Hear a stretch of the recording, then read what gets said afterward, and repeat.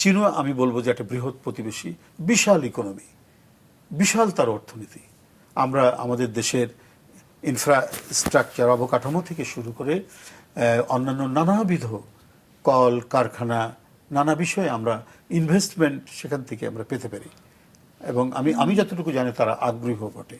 তো এই ধরনের একটা বৃহৎ ইকোনমির একটি দেশ যারা আমাদের পার্শ্ববর্তী দেশ, এবং সেই দেশ যদি আমাদের দেশের অবকাঠামো উন্নয়ন সহ অর্থনৈতিক নানা উন্নয়নে যদি তারা এগিয়ে আসেন, আমরা যদি তাদের বিনিয়োগ এখানে পাই, তো বাংলাদেশ তো লাভবান হবে।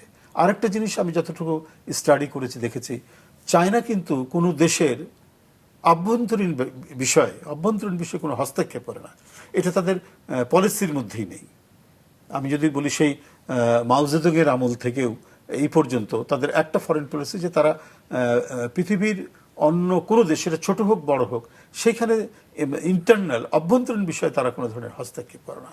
এই ধরনের কিছু নীতিগত বিষয়গুলো যেটা আমাদেরকে ভালো লাগে, এবং মনে করছেন যে সামনের দিনে আমাদের মানে অর্থনীতিকে এবং আমাদের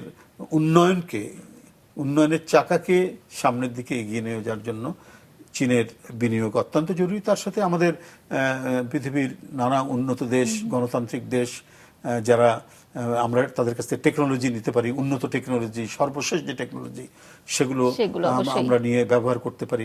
বললাম তো, মানে লাভবান হওয়ার সম্ভাবনাটাই আসলে টু অল। এবং যারা সত্যিকার অর্থে রিসোর্সফুল, জ্ঞানী বিজ্ঞানে উন্নত, আমরা সেই সমস্ত দেশের সাথে আমাদের সম্পর্ক যদি আমরা বাড়াতে পারি, বৃদ্ধি করতে পারি, তাহলে নিঃসন্দেহে আমরাও এগিয়ে যেতে পারবো। আমরা যদি নলেজকে যদি শেয়ার করতে পারি, তাহলেই তো আমরা এগিয়ে যাব।